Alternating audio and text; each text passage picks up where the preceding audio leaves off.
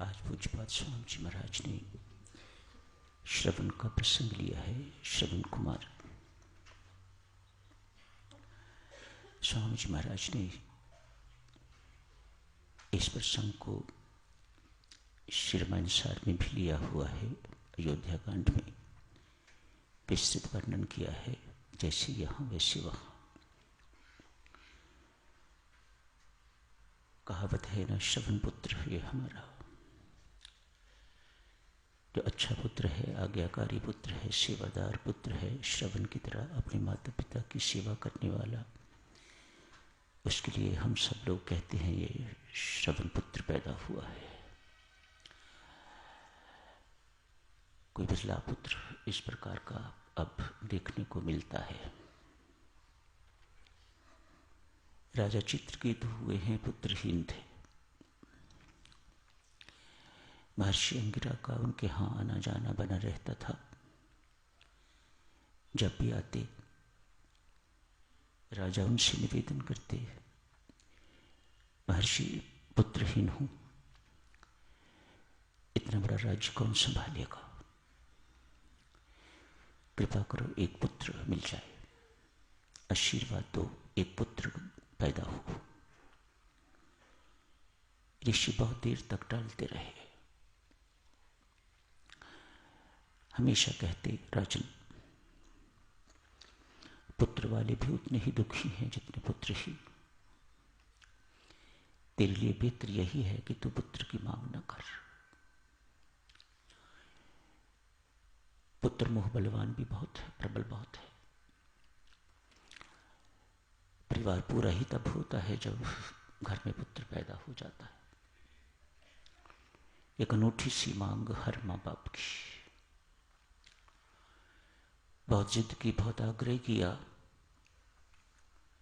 ठीक है राजन, परमेश्वर कृपा करेंगे, तेरे घर पुत्र पैदा होगा। समय पाकर चित्रकेतु के घर पुत्र पैदा हुआ। अभी थोड़ा ही बड़ा हुआ होगा, राजा की दूसरी रानी ने उसे जहर देकर मरवा दिया। पुत्र ने तो एक ही कोख से पैदा होना था, दूसरी कोख उसे सहन न कर सकी, जहर देकर उसे मरवा दी।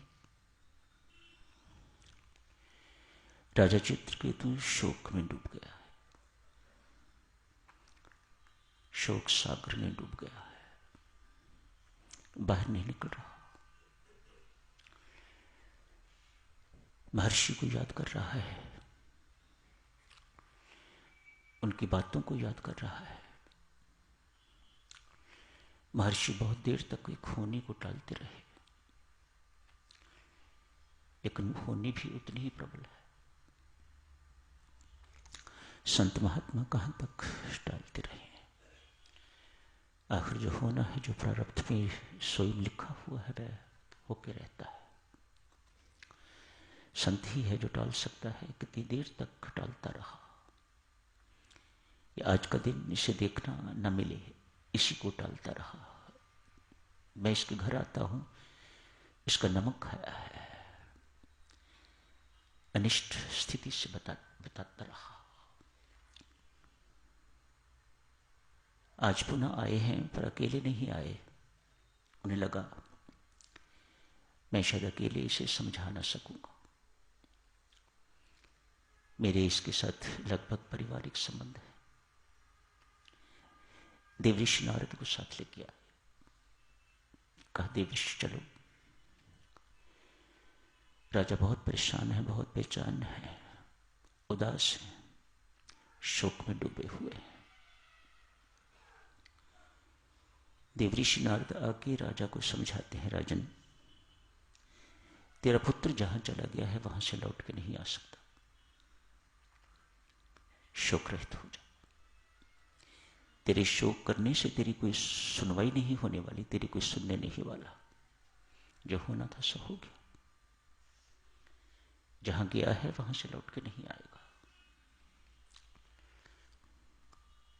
बहुत लाड प्यार कर रहे हैं, बहुत समझा रहे हैं राजा को, लेकिन राजा फूट फूट के तो रो रहा है। ऐसे वक्त में एक ही शिकायत होती है ना, लेना ही था तो फिर दिया क्यों? आम शिकायत है ये। तो आदमी भूल जाता है कि किस प्रकार से मांग के, मन्नतें मांग के, इधर जा उधर जा, ऐसे कर करके तो मन्नतें मांग के तो परमात्मा से पुत्र को लिया है। इस बात को भूल जाता है व्यक्ति, लेकिन उलाहना देने में बहुत होशियार है, उलाहना देता है। देवऋषि नारद सदक्षिणों राजा को समझाते हैं, कहते हैं राजन, पुत्र 4 प्रकार के होते हैं। पिछले जन्म का वैरी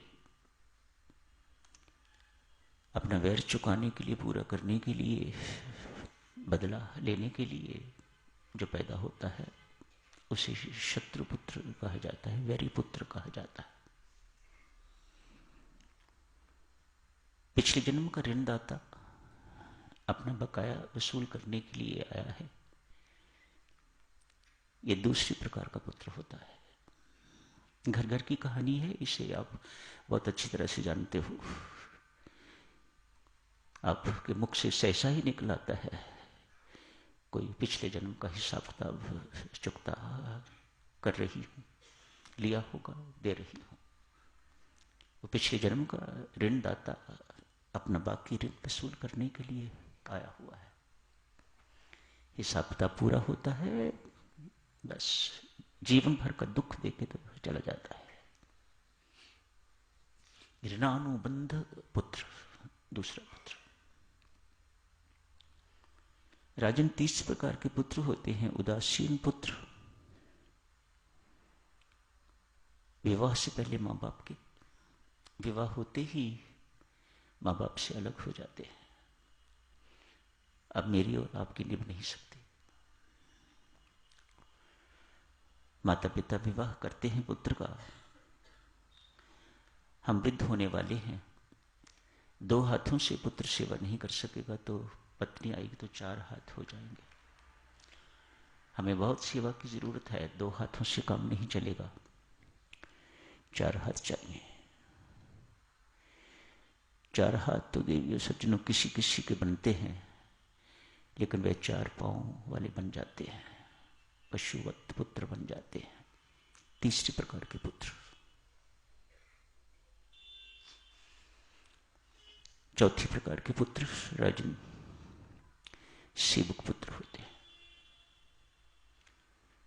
माता पिता में परमात्मा को देख के तो सेवा करने वाले, सेवा करवाने वाले नहीं, सेवा करने वाले। उनके लिए माता पिता की सेवा परमात्मा की सेवा।